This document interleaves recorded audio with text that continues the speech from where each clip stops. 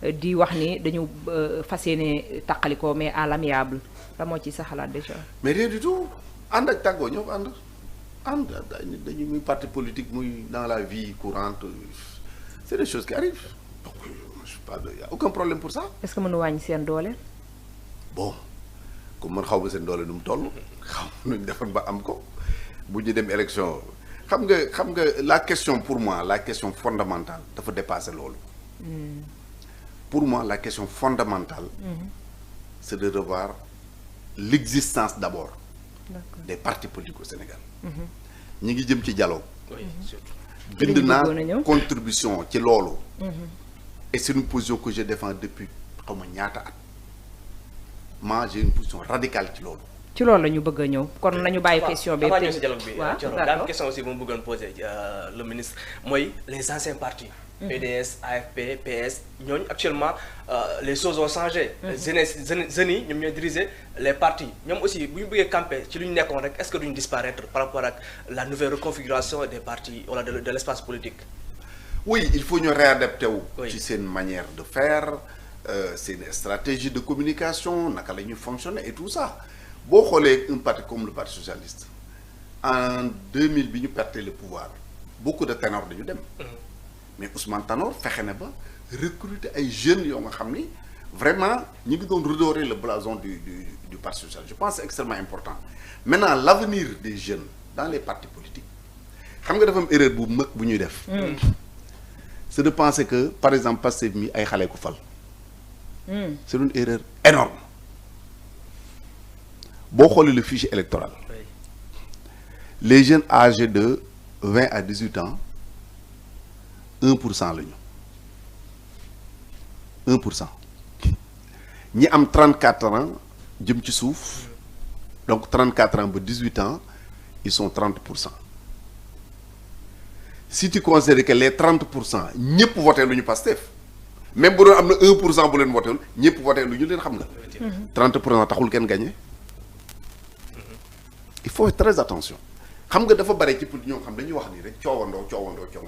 c'est vrai que les jeunes ont mené la campagne def nañ communication occupé nañu terrain bi occupé tout ça mais ils n'ont pas voté d'ailleurs kuy observateur le jour des élections boo duggee bureau de vote boo dugg da ngay wàññ 7 ñoo nga xam ne am nañ 60 ans wàññ 2 yoo nga xam ne am nañu 40 ans et plus soo ko gis ay jeunes dans tous les bureaux de vote et li ma lay wax ni c'est technique le document est là boo génn bu ñu demee sa vote moo wan la fichier. mais nee nañu jeunes yi aussi ñoo yee mag ñi parce que ñoom ñooy fekk mag ñi ci biir kër yi wax leen nangam wax leen sàngam ñoo porté woon combat. non j'ai dit que jeunes yi ñoo campagne ñoo def lii ñoo def lee mais ils n'ont pas voté c'est ce que j'ai dit. ki voté nag mooy fukki la fal. ki voté wul falu la. maintenant lan moo tax mu voté la ça c'est autre chose mais le constat li ñu mën a teg baaraam te kenn du ko dindi. parce que ku nekkul li liste électorale doo voté xanaa. or ñi am 34 ans jëm suuf. ils font 30% du fichier électoral.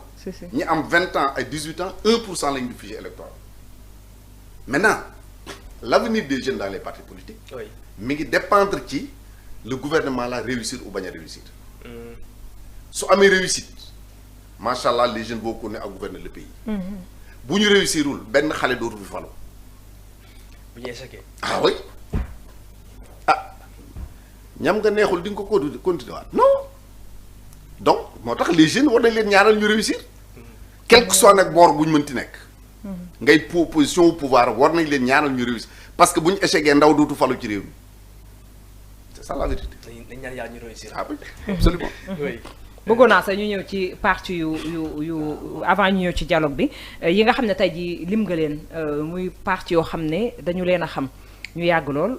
PDS mën nañ ko ci jël exemple PS AFP ak yeneen mais tey jii mu mel ni ci régime Macky Sall bi ñoom ñëpp dañoo àndaale mel ni parti yu seey am yeneen mouvement aussi yu juddu est-ce que loolu aussi mën na déjà langue politique déjà am la dara loo xam ne mën na ko ci changer wala lu mu ci mën a yokk. non xam nga àddina moo bindoo noo nga xam ni lu mu mënti doon muy nit muy mala muy association muy lu mu mënti doon. da ngay juddu màggat dee. c'est ça la vie maintenant intelligence nag mooy boo dundee ba egg yenn jamono. nga soppi doxalin. wala nga soppi ñi koy jiite. soo ko defee da ngay amaat une nouvelle jeunesse. adaptation adapté wu mooy tous les partis yi nga xam moom nga cité fii. je vois par exemple qu'au niveau de l'AFP ils ont mis un jeune aujourd'hui à la tête du parti. loolu je pense que c'est quelque chose de lu am solo la. le PDS n'a pas ce problème.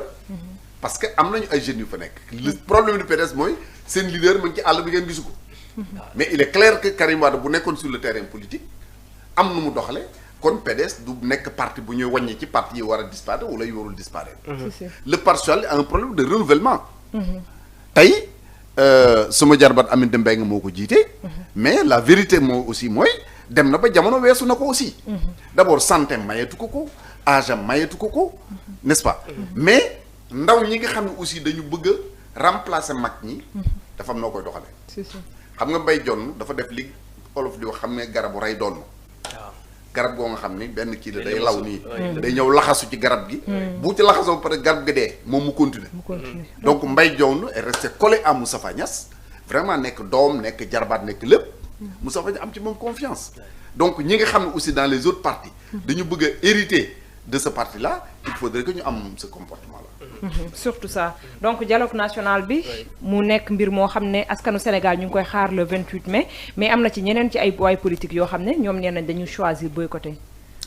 c'est leur droit le plus absolu li ma jàpp mooy man dafa am ay thèmes yoo nga xam Sénégal ku koy tudd da nga ma war a fay droit d'auteur.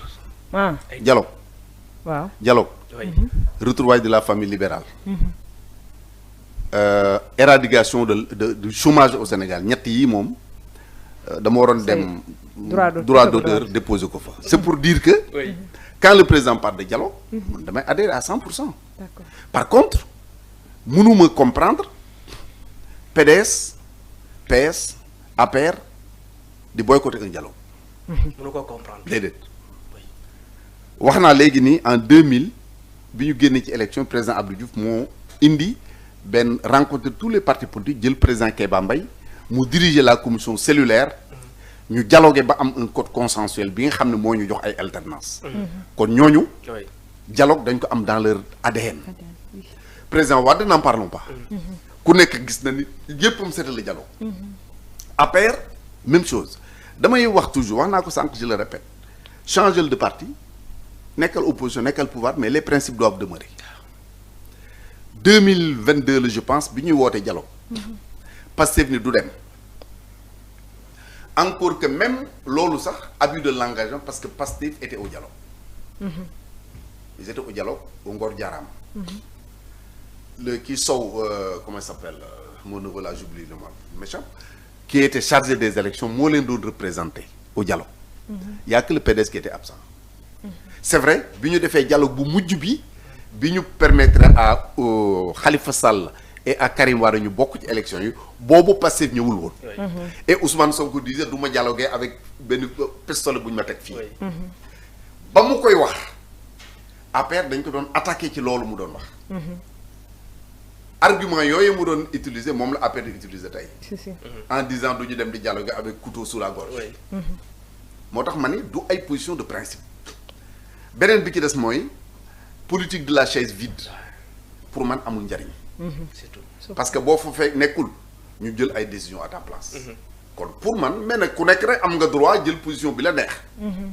parce que le boycott est un acte politique mais jàpp naa ne amul njariñ surtout que dañuy waxtaan lu jëm ci réew mi bu doon benn point sax dialogue boobu dana ko am muy loo nga xam ne lu positif lay doon pour le pays nga yaakaar ne dialogue bi ñëw na ci heure am absolument parce que moment bi nga xam ne nekkoo ci élection waajaloo élection c'est le meilleur moment pour faire un dialogue donc bu ñu xaar monsieur le ministre dem fekkee boobu la dialogue waaye xanaa dégg lu mu la wax nee laa man kuy wax dialogue Sénégal man ngay jàppale la preuve ku mu mën a waxal pour ne la demal ci dialogue ba nga koy def je discute avec tout le monde chef religieux coutumier parti politique tout le monde et puis wan leen ban intérêt la ñu am ci dem dialogue je le fais avec tout le monde kon man kay sama bopp xanaa fekkete tal la ñuy wax waaye kuy ñëw maa lay dalal bii la ñuy tëjee parce que waxtu bi xoj nañu ba Omar ak may def si depuis tout à l'heure mais monsieur le ministre mënuñu tegg bi le plateau te waxuñu sa diggante ak Ousmane Sonko déjà en tant que neveu ngay nijaay petit-fils pas neveu.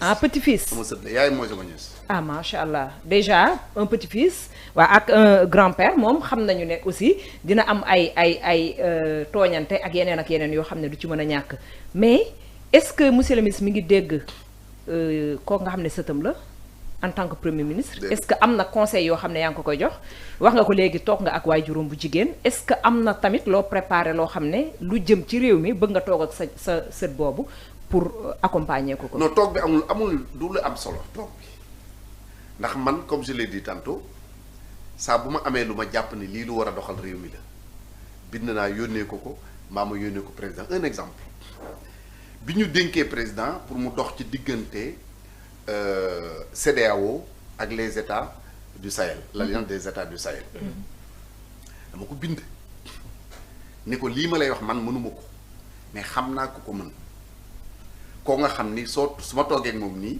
ñetti président yooyu kum ciy woo jeune homme la lay woowee bu di jeune homme kooku ni ko l'ancien je suis au garde-vous te kooku nekk président ma ne ko xam naa ko nga xam ni soo ko woowee dénk parce que réew noonu lay doxee man suma waa kër boo leen laajee danañ la wax ni il était rare ay week-end ma nekk Dakar souvent vendredi bu ma daan wàcc président daf ma prends ton billet demal tel pays lii ak lii ak lii ma dem doxi la may doxi lundi su ma ñëwee rendre ko compte buy jóg mu soog a jóg ma wax président Diomaye à l'époque ci cas bu ma lay wax nii su ma déglu naan ko wool